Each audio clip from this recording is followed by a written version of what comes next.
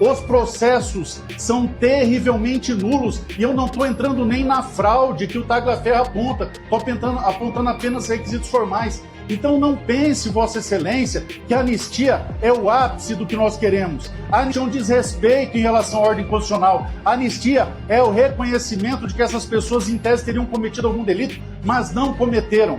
Ou nós barramos esse desrespeito ao devido processo legal, ou nós estaremos assassinando o Estado de Direito. Vossa Excelência entenda que a anistia é, sim, o mínimo aceitável dentro desse processo e não existe outra que não a ampla, geral e restrita. Olá pessoal, sejam bem-vindos. O meu nome é Bruno. Se você gosta e apoia o nosso conteúdo, então deixe o seu like e inscreva-se no canal.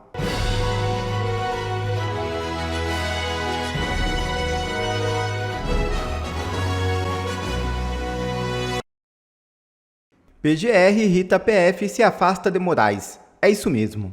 O Procurador-Geral da República, Paulo Gonet, apresentou ao Supremo Tribunal Federal a denúncia contra o deputado federal Eduardo Bolsonaro por uma suposta coação em processo judicial. Uma esdrúxula argumentação para tentar defender a tese de que Eduardo buscou, junto ao governo Donald Trump dos Estados Unidos, levantar sanções e tarifas ao Brasil e a autoridades do judiciário.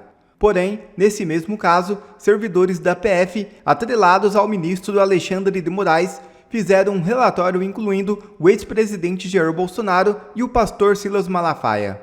Paulo Gonet, por sua vez, não ofereceu denúncia contra nenhum dos dois. Isso irritou a PF e colocou Moraes numa situação delicada.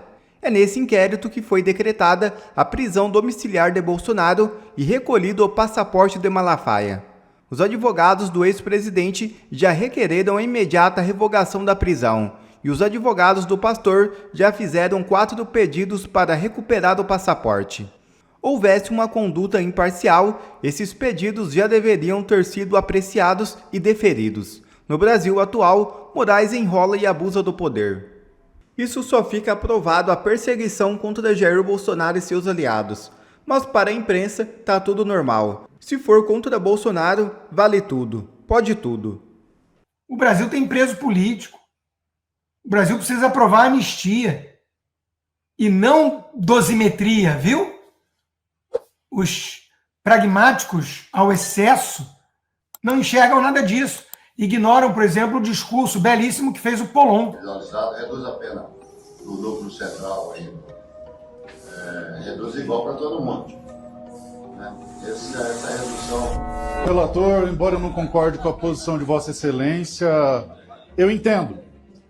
Aqui nessa casa funciona assim, você vê numa ponta o PT que quer deixar todo mundo na cadeia e Vossa Excelência acredita que nós queremos anistia.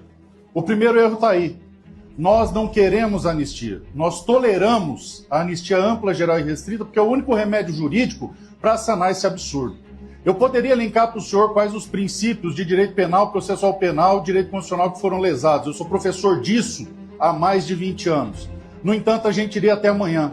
Eu desafio qualquer jurista do Brasil, citar sequer um que não foi desrespeitado, a começar do promotor natural.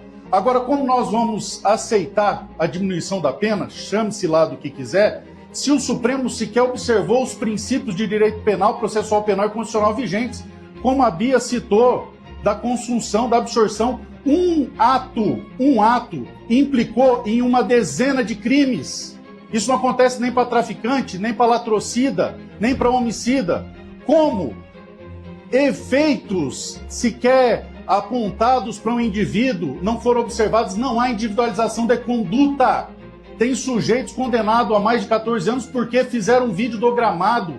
Não houve, fulano quebrou um microfone, Beltrano quebrou uma vidraça. Os processos são terrivelmente nulos e eu não estou entrando nem na fraude que o Tagliaferro aponta. Estou apontando apenas requisitos formais. Então não pense, Vossa Excelência, que a anistia é o ápice do que nós queremos. A anistia é um desrespeito em relação à ordem constitucional. A anistia é o reconhecimento de que essas pessoas em tese teriam cometido algum delito, mas não cometeram. Houveram uns e outros que quebraram isso ou aquilo. Individualize. O Supremo tem câmeras. O direito processual penal e a persecução penal impõem que o Estado demonstre sem equívoco alguma culpa, pois senão não haverá Estado de Direito. Ou nós barramos esse desrespeito ao devido processo legal, ou nós estaremos assassinando o Estado de Direito. Vossa Excelência entenda que a anistia é, sim, o mínimo aceitável dentro desse processo e não existe outra que não a ampla, geral e restrita. Isso é apenas uma redundância. Certíssimo. Nós queremos anular esses julgamentos todos farsescos. Talhaferro expõe Moraes mais uma vez. Na quarta-feira, o ex-assessor do Tribunal Superior Eleitoral, Eduardo Talhaferro, afirmou à Comissão de Constituição e Justiça da Câmara dos Deputados que houve direcionamento no monitoramento de redes sociais durante as eleições de 2022 para pessoas ligadas à direita, chamada direita. Segundo ele, os pedidos partiam do ministro do Supremo Tribunal Federal, Alexandre de Moraes. O Talhaferro contou que perfis conservadores eram monitorados e que os pedidos de derrubada das contas nas redes sociais eram feitos em reuniões diretamente a representantes das plataformas. O Moraes queria sempre rapidez na derrubada e ele ameaçava tirar do ar toda a rede social ou todo o aplicativo de mensagens que não atendesse às suas determinações. O Talhaferro revelou que um ex-diretor de uma rede social, responsável por remover perfis de direita a mando do TSE, é atualmente secretário do ministro Fernando Haddad. Essa semana nós tivemos uma nota publicada pelo Google nos Estados Unidos, dizendo que o Biden havia ameaçado, o governo Biden, né, a administração Biden, ameaçava diariamente Meta, Google, para derrubar perfis de produtores de conteúdo de direita e conservadores, sem uma explicação jurídica, sem embasamento algum. Isso acontecia no Brasil? Essa estrutura da censura chegou a ameaçar as big techs, as redes sociais, para derrubar ou para diminuir o alcance ou censurar determinadas, ou não só pessoas específicas, mas grupos aqui no Brasil durante o período eleitoral?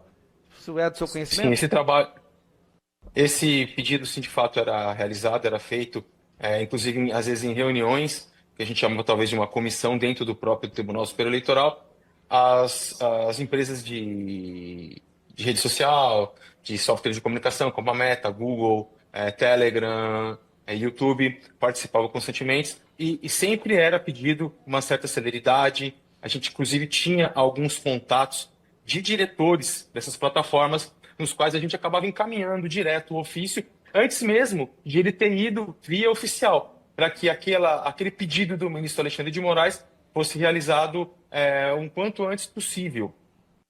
Mas eles sim eram ameaçados, inclusive com a derrubada da própria plataforma em todo o território nacional. Você poderia nos fornecer os nomes desses diretores que eram obrigados a derrubar perfis e conteúdo antes mesmo de uma nota oficial, para que a gente possa convidar essas pessoas na CPMI?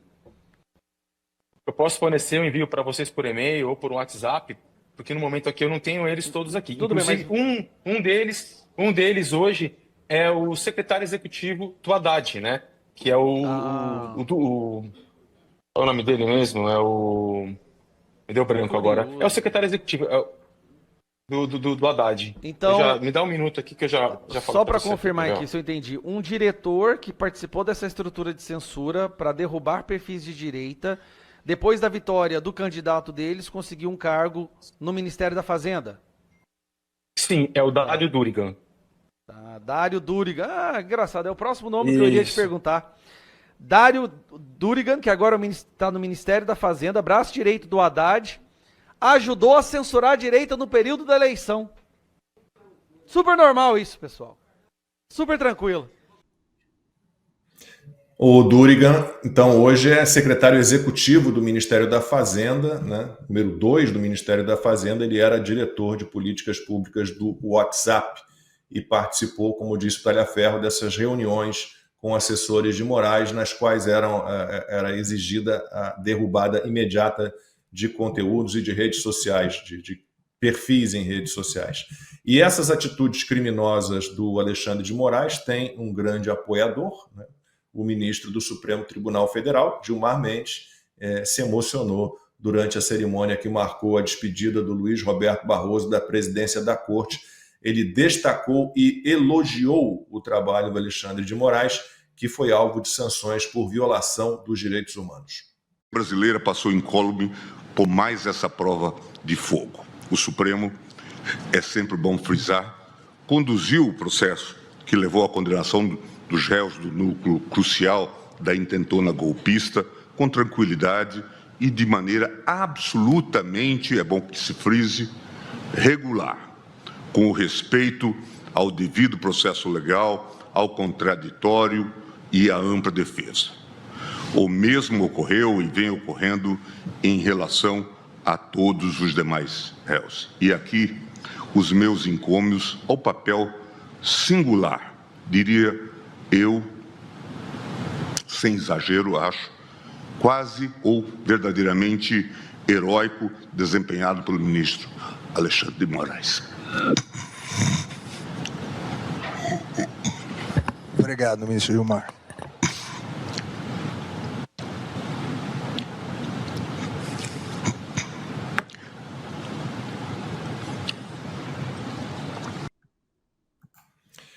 Bom, consta o que dizer de Gilmar Mendes. Ele deu uma entrevista à TV portuguesa dizendo que o 8 de janeiro não foi um golpe de Estado. Agora virou intentona comunista, intentona golpista.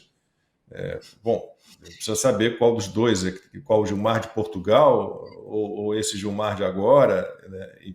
E nenhuma palavra na imprensa sobre todas as denúncias do Talhaferro. Isso é o que mais chama a minha atenção e esse é o foco do meu comentário, né? O Gilmar Mendes é esse personagem aí, conhecido já do brasileiro, né? Ele chorou com um pouco mais de esforço performático ao falar do Zanin, exercendo sua advocacia para o cliente Lula, né? E agora também ficou com a voz embargada e teve que tomar seu gole de água, já clássico, ao falar da resistência heróica do Alexandre de Moraes, e tudo de forma absolutamente regular contra a intentona golpista. Né? É um ator, né? O mesmo ator que diz que somos todos admiradores do modelo chinês agora, ali no STF. Então, está adequado isso. Né? Os comunistas sempre ensinaram que vale falar o que tiver que falar para avançar no projeto de poder. Soviético, comunistas em geral, né, sempre usaram a mentira como instrumento, sem nenhum pudor. Então é nisso que se transformou Gilmar Mendes. Agora, a denúncia do Talhaferro, o braço direito do Haddad, e o que disse ali o próprio Gustavo Gayer, né, que foi algo que teve repercussão aqui nos Estados Unidos essa semana, né, a Alphabet, dona do Google, admitindo que o governo Biden pressionou para censurar e para banir contas do YouTube, né, por questões políticas ligadas à pandemia ou política, isso no Brasil passou batido. No Brasil, a nossa velha imprensa, tão elogiada pelo Barroso, não tomou conhecimento disso. São denúncias gravíssimas. A gente sabe que tinha ali um gabinete paralelo, um verdadeiro gabinete do ódio, montado para perseguir conservadores, para ir atrás de gente como eu, que ficou 2 anos e meio sem a conta nas plataformas por nada, sem denúncia formal, sem nada. Né? Então, cadê a regularidade nisso? Não existe. Era pura perseguição, assim como retirou a censura do nada também, sem nenhuma explicação melhor. Foi um pedido do meu advogado, acatado, mas não há uma explicação, nem para fazer a maldade, nem para retirá-la. A gente fica com a sensação clara de que são casos de licença, em que o tirano concede esse benefício, esse privilégio a quem ele deseja concedê-lo. E ele também pode tirar a hora que ele quiser, né? Porque não existe uma confiança, uma previsibilidade no império da lei, como funciona em democracias sólidas. Então, Lacombe, o Talhaferro vem sendo solenemente ignorado pela velha imprensa. E isso diz muito sobre o estado lamentável e de putrefação em que chegou o nosso jornalismo. Nosso jornalismo morreu no Brasil. Há raras e honrosas exceções, como a Revista Oeste, a Gazeta do Povo, né, que fazem jornalismo, mas, em essência, os grandes grupos de comunicação não querem saber da denúncia de alguém que estava lá dentro, montando, perseguindo, montando o esquema de destruição de reputações e banimento de contas de quem o Alexandre de Moraes encasquetasse, cismasse. E quando ele cisma, ele manda encontrar qualquer coisa, mesmo que tenha que usar a criatividade. Bom, como disse o Consta, o Google admitiu ter sofrido pressão do governo do ex-presidente Joe Biden para censurar conteúdo sobre a Covid e as eleições que não violavam as regras da plataforma. Em carta ao Comitê Judiciário da Câmara dos Estados Unidos, a empresa classificou essa interferência como inaceitável e errada. No mesmo documento, o Google anunciou que contas banidas do YouTube por discurso político podem ser restauradas. Segundo a empresa, trata-se de um projeto piloto que vai começar de forma limitada. Outras empresas, como Meta e X, já tinham relatado casos semelhantes. E aí eu vou juntar, então, a última pauta também com essa e passo para a Ana e para o Gordon para fazerem os comentários, porque a caixa preta do 6 de janeiro nos Estados Unidos está sendo aberta também. O Trump revelou que agentes do FBI se infiltraram entre a multidão nos protestos de 6 de janeiro de 2021 para atuar como agitadores. Ele disse o seguinte: agentes do FBI estiveram no protesto de 6 de janeiro, provavelmente agindo como agitadores e insurrecionistas, mas certamente não como funcionários responsáveis pela aplicação da lei. O Trump também acusou o diretor do FBI na época, Christopher Wray, de mentir sobre a presença de agentes na multidão. O presidente Trump afirmou ainda que muitos americanos patriotas tiveram que pagar pelo seu amor pelo país, referindo-se aos condenados pelo ataque ao Capitólio. Ana, misturei tudo porque está tudo ligado, né? As denúncias do Talhaferro, o que aconteceu no Brasil em 8 de janeiro, o que aconteceu nos Estados Unidos no 6 de janeiro, toda a censura, está tudo misturado, é o mesmo modelo num país e no outro. E sabe o que é mais incrível? Pode até deixar a gente na tela, Franco, nós quatro. É que a turma, os correspondentes internacionais, aqueles lá, o Consta sempre fala, oi, Guga, e eu vou falar, oi, Caio. Eles cansaram de falar que nós estávamos mentindo quando tudo isso aconteceu, mas cansaram de falar. E agora o Obamagate foi confirmado, a caixa preta do 6 de janeiro aberta, e está acontecendo exatamente o que nós falamos, há centenas de infiltrados ali, e por isso que nós tínhamos medo, muita gente nos criticou antes do 6 de janeiro, do 8 de janeiro no Brasil, porque nós que morávamos aqui, nós tínhamos medo exatamente, não nós temos uma bola de cristal, mas é porque a gente viu aqui que teve muita gente infiltrada e esse era o nosso receio. Como a gente sabe que aconteceu? Teve infiltrado, sim. Teve baderneiro no 6 de janeiro? Teve.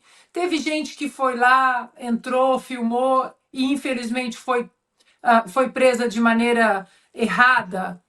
O próprio Clesão, que entrou no ônibus porque ele foi lá. Ele chegou depois da manifestação, depois da bagunça, chegou ali, foi tirar foto, bum, prenderam, entra no ônibus e ele tranquilamente disse, entro no ônibus tranquilamente, porque eu vou ser solto quando eu chegar ali. Infelizmente, perdeu a vida. E teve tudo quanto é gente ali, mas teve infiltrado, sim, no 8 de janeiro, porque nós vivemos isso aqui, nós presenciamos e nós estávamos fora daquela bolha do mainstream media, do consórcio americano, que ficou gritando insurreição, golpe, a mesma coisa, a mesma cartilha. Tem até um meme que...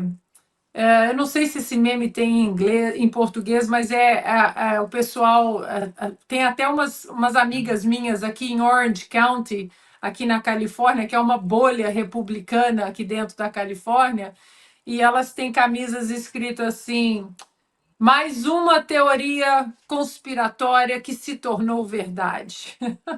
Ou seja, mais uma. É a ivermectina, é a vacina, enfim. Inclusive, nesse pacote que você disse aí, Lacombe, a censura das redes sociais pela administração Joe Biden. Imagina, a gente falava isso, não, vocês estão loucos. Imagina, é o algoritmo. Não, a gente falava, administração Joe Biden, porque nós tínhamos acesso fora da bolha da mainstream media que as pessoas consomem, não apenas aqui nos Estados Unidos, mas que o mundo consome, MSNBC, CNN americana e toda aquela narrativa cansativa e mentirosa do Partido Democrata. Hoje, com o advento das redes sociais, amplificado, porque se prestarmos atenção, há 4, 5 anos, tínhamos as redes sociais, mas agora as redes sociais, elas são o mainstream media, onde as pessoas de fato procuram a notícia. E é por isso que no Brasil existe essa pegada para censurar as redes sociais.